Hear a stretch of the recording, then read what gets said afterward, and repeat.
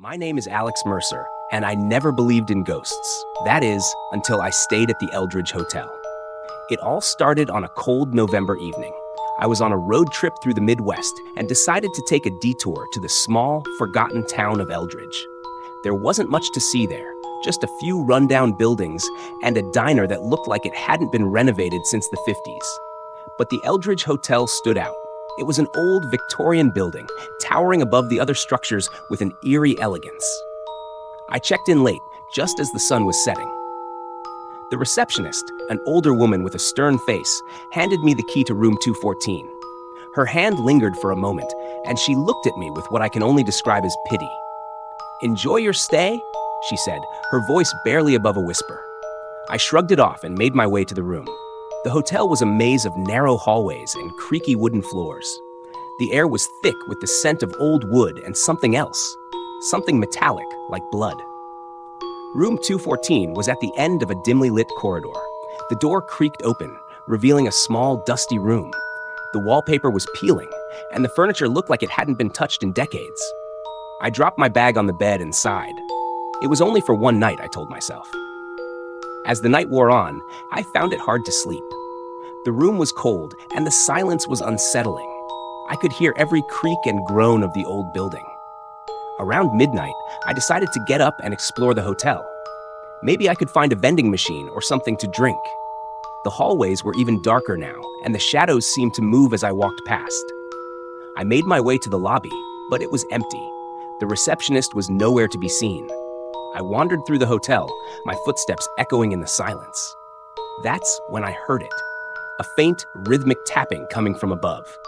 I looked up and saw a staircase leading to the attic. My curiosity got the better of me, and I decided to investigate. The staircase was narrow and steep, and each step creaked loudly under my weight. When I reached the attic, the tapping stopped. I shone my flashlight around the room, revealing old furniture covered in dust and cobwebs. In the corner, I saw an old trunk. I approached the trunk, my heart pounding in my chest. As I reached out to open it, the temperature in the room dropped suddenly. My breath formed white clouds in the air. I hesitated, but then I heard the tapping again, this time louder and closer. I opened the trunk. Inside, I found a collection of old photographs and letters. The photos were of the hotel, but in its heyday, filled with guests dressed in early 20th century attire. One photograph caught my eye, a woman in a white dress, standing in front of room 214. Her eyes seemed to follow me. I picked up one of the letters and began to read. It was dated 1923 and was addressed to a woman named Eliza. It spoke of a tragic love affair, a jealous husband, and a murder. The last line sent chills down my spine. They say her spirit still haunts room 214, waiting for her lover to return. I felt a cold hand on my shoulder. I turned around, but there was no one there. The tapping resumed, now right behind me. I spun around, shining my flashlight wildly, but saw nothing. Panic set in, and I bolted down the stairs, nearly tripping in my haste. I reached my room and slammed the door shut, my heart racing. I could still hear the tapping, now coming from inside the walls. The room grew colder, and I saw my breath again. The photograph of the woman in the white dress was now on my bed, though I hadn't brought it with me. I didn't sleep that night. The tapping continued, growing louder and more insistent. As dawn approached, it finally stopped.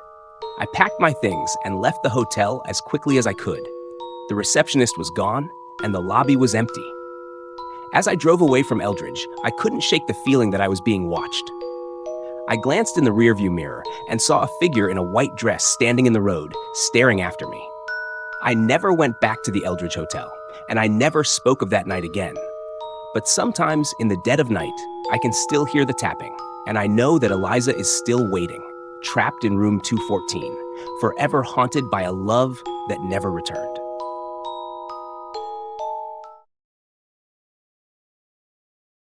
My name is Dr. Henry Caldwell, and I've always considered myself a rational man of science. But what I encountered one fateful evening shattered my understanding of reality. It started with a dig in a remote part of the world, deep in the heart of a dense, uncharted forest. My team and I were on the hunt for artifacts that could shed light on early human history. We found more than we bargained for. We unearthed what appeared to be a perfectly preserved caveman, encased in a layer of ice. His features were strikingly lifelike, and as we carefully transported him back to the lab, a strange feeling settled over me, as if we were disturbing something ancient and powerful. Back at the lab, we began the thawing process. That's when things took a turn for the inexplicable. As the ice melted, the caveman's eyes snapped open and he took a shuddering breath. We were stunned. How could he be alive after all this time? The chaos that ensued was like a nightmare. The caveman, disoriented and terrified, broke free from the lab. He was impossibly strong, tossing aside anyone who tried to stop him. Before we knew it, he had escaped into the city. I was the only one who managed to follow him. Armed with only a flashlight and my wits, I ventured into the dark streets. The city at night was a maze of shadows and strange noises, and the thought of an ancient human navigating it was unsettling, to say the least. I caught sight of him near an alley, huddled and frightened. I approached slowly, trying to appear non-threatening. "It's okay," I said softly. "I'm not here to hurt you." His eyes were wild, darting around as if he were seeing ghosts. And maybe he was. In his mind, this place must have been an alien world, filled with incomprehensible sights and sounds. He began to calm down, and for a moment, I thought I could reach him. But then the city itself seemed to rebel against us. The streetlights flickered and went out, plunging us into darkness. The air grew thick and oppressive, and I felt an overwhelming sense of dread. It was as if the city was rejecting him, an ancient being out of time and place. In the darkness, I heard his breathing quicken. A low, guttural growl escaped his throat. I shone my flashlight towards him, and what I saw made my blood run cold. His eyes glowed with a primal, otherworldly light. He wasn't just a man out of time. There was something else, something ancient and malevolent, lurking within him. He lunged at me with inhuman speed. I barely had time to react, stumbling backward as his hand grazed my arm. Pain shot through me, and I realized he had claws-sharp, animalistic claws. I ran, not daring to look back. I stumbled into a nearby building, slamming the door behind me. My heart pounded in my chest as I heard his footsteps approaching. The door shook under his blows, but somehow, it held. I backed away, deeper into the building, hoping to find another way out. Then, everything went silent. The door stopped shaking, and the oppressive air seemed to lift. I cautiously approached the door and listened. Nothing. I dared to open it a crack and peered outside. The caveman was gone. I stepped out into the alley, my breath coming in ragged gasps. The city was quiet, almost eerily so. It was as if the presence of the ancient being had been erased, leaving no trace behind. I returned to the lab, my mind racing. The team was in disarray, trying to make sense of what had happened. But there were no answers, only more questions. The caveman had vanished without a trace, leaving behind only the shattered remains of our understanding. I've since dedicated my life to finding him, to understanding what we unleashed that night.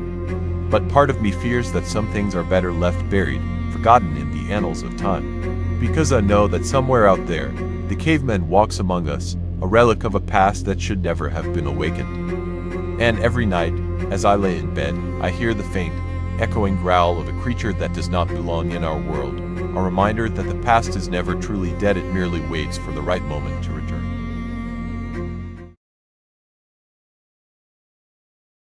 My name is Jake Thompson, and I deliver pizzas for a living. It's not the most exciting job, but it's straightforward except for one stormy night that changed everything. Near the end of my shift, I got an order from a remote address on the outskirts of town.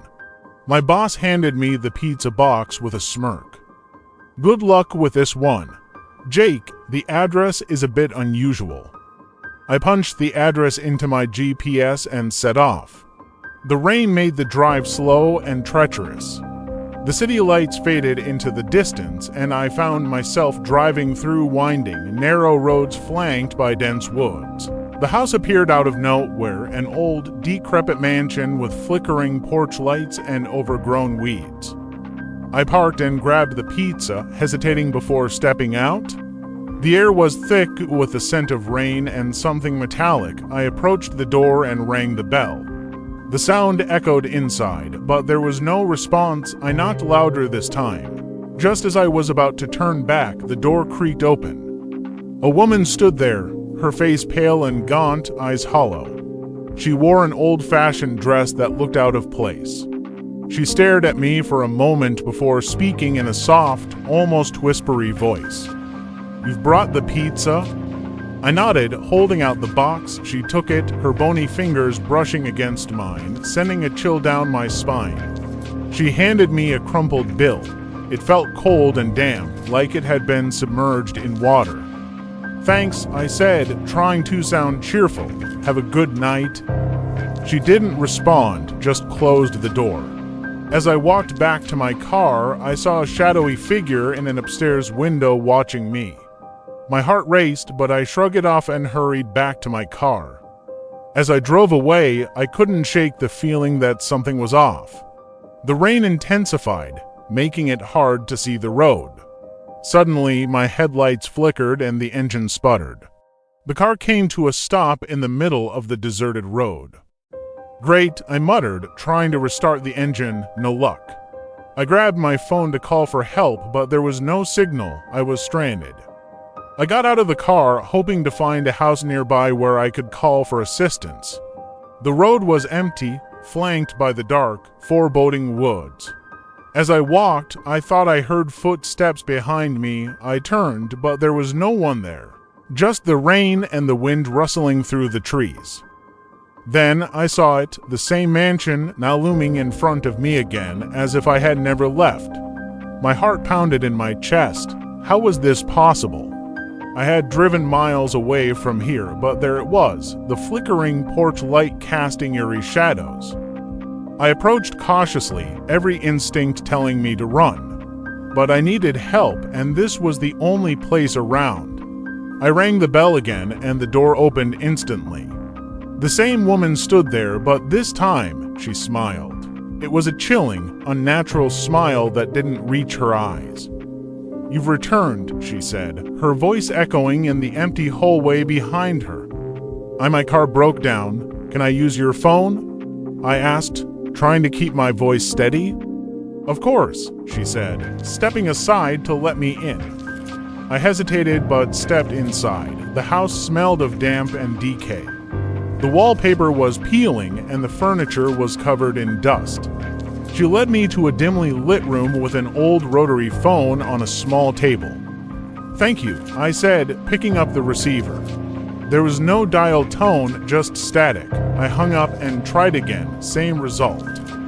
"It doesn't work," I said, turning to face her, but she was gone. The door to the room was closed, and I was alone. Panic set in. I rushed to the door and tried to open it, but it was locked. I banged on it, shouting for help, but there was no response. Suddenly, the lights flickered and went out, plunging the room into darkness. I fumbled for my flashlight and turned it on. The beam cut through the darkness, revealing something that made my blood run cold. In the corner of the room, a figure stood motionless. It was the same shadowy figure I had seen in the window. As I approached, the figure moved, stepping into the light.